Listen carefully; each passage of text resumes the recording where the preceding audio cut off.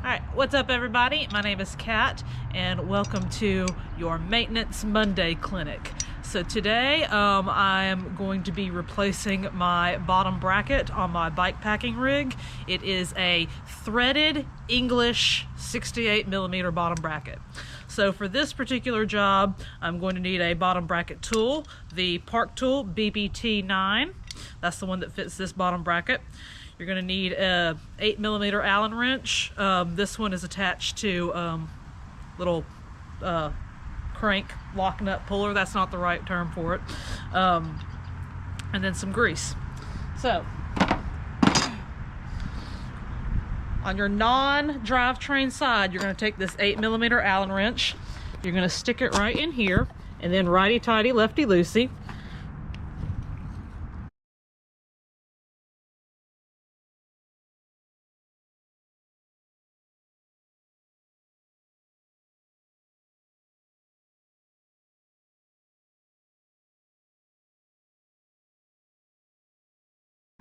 Alright, so once that's off,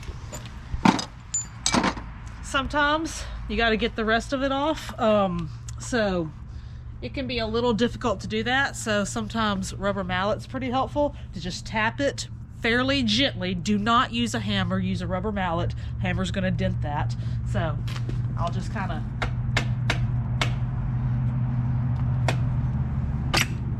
pull that off. Alright. So, next you're going to take your bottom bracket tool right here. And you see these little teeth right here? They are going to fit into these grooves on the bottom bracket. So, just like this. I believe on this particular one, the drivetrain side is going to be reverse threaded. So instead of righty-tighty, lefty-loosey, I'm going to go right to loosen it.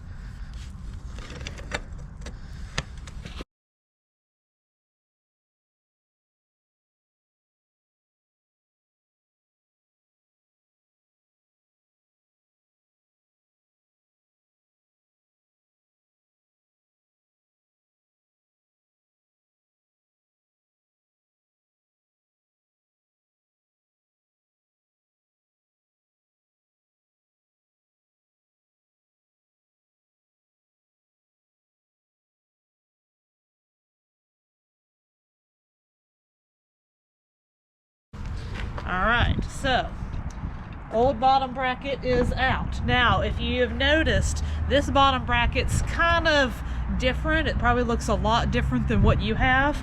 I got, you know, this hole that the bottom bracket fits in, and then I got kind of this extra stuff right here. This is called an eccentric bottom bracket. It is found on tandems, and it's found on this, which is a either 2008 or 2009 Salsa El Mariachi. The point of this eccentric bottom bracket is you can loosen up these right here with an Allen wrench, and you can rotate that bottom bracket to tension your chain so you can go single speed or geared. That's kind of an old school way of doing it. Salsa now has what they call the alternator dropouts, which your dropout is this thing back here that your bike actually fits in. That your through axle is going to fit in. So Salsa has what they call alternator dropouts now, where the frame is kind of cut off at this section, and you can change those dropouts to a horizontal dropout or a vertical dropout for geared or single speed. The whole purpose of that, like I said, is to tension that chain. So every time I replace my bottom bracket on here, I like to take out my eccentric bottom bracket right here too, and just give it a good cleaning and re-greasing. Since most of y'all won't be really handling anything like that, I'm probably going to cut that out of the video. Y'all don't need to know about that. But then I'll show you how to put it back in. Now, the only other thing I kind of want to talk about and cover is, when do I need to replace my bottom bracket?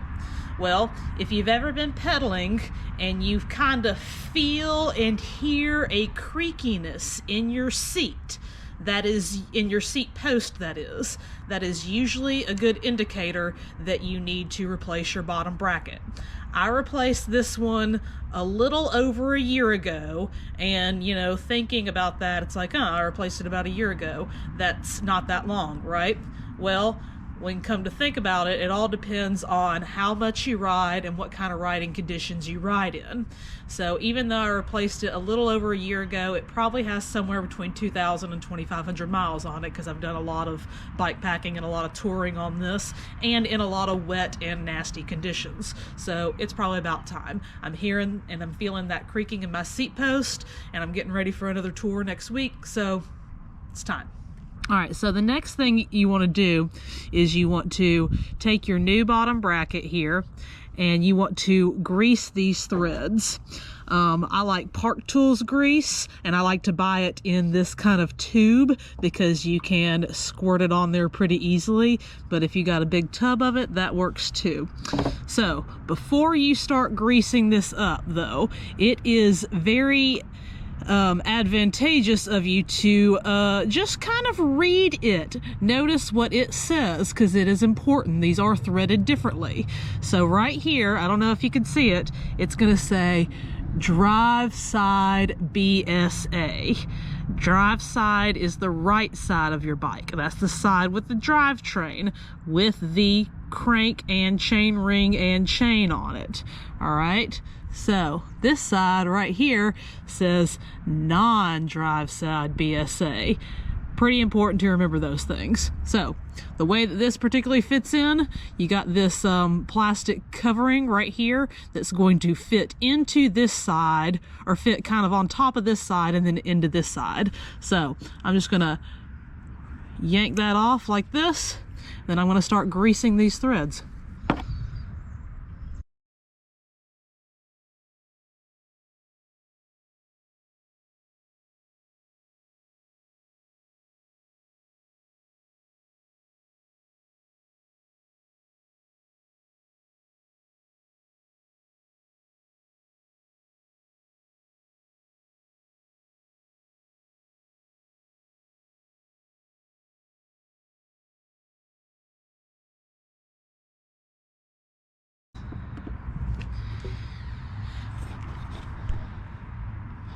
All right, so this is going to be your non-drivetrain side, all right? So I'm going to go over here, and if you look, again, if you actually read what it says, it'll tell you 25 to 35 foot per pounds. That's how tight you want it. That's very useful if you have the tool to actually do that, like a torque wrench or something. I do have a torque wrench, but I don't really know how to do it, so I can use my bottom bracket tool and have it fit in these grooves. So I'm just going to kind of put it on there and put it on there pretty snug. If you put it on there too tight, your crank will not spin freely. So if that happens to you, take your crank back off, loosen it up, all right? So this is the non-drivetrain side.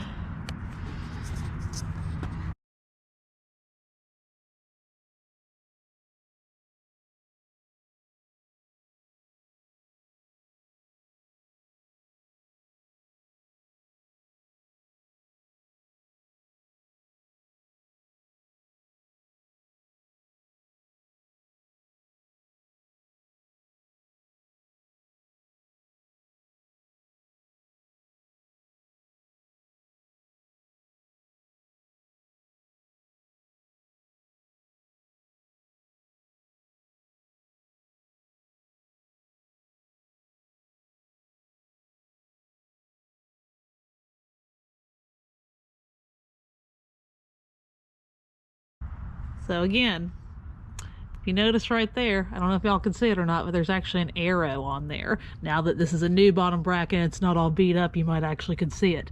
That arrow also tells you which way to tighten it, which way to turn it.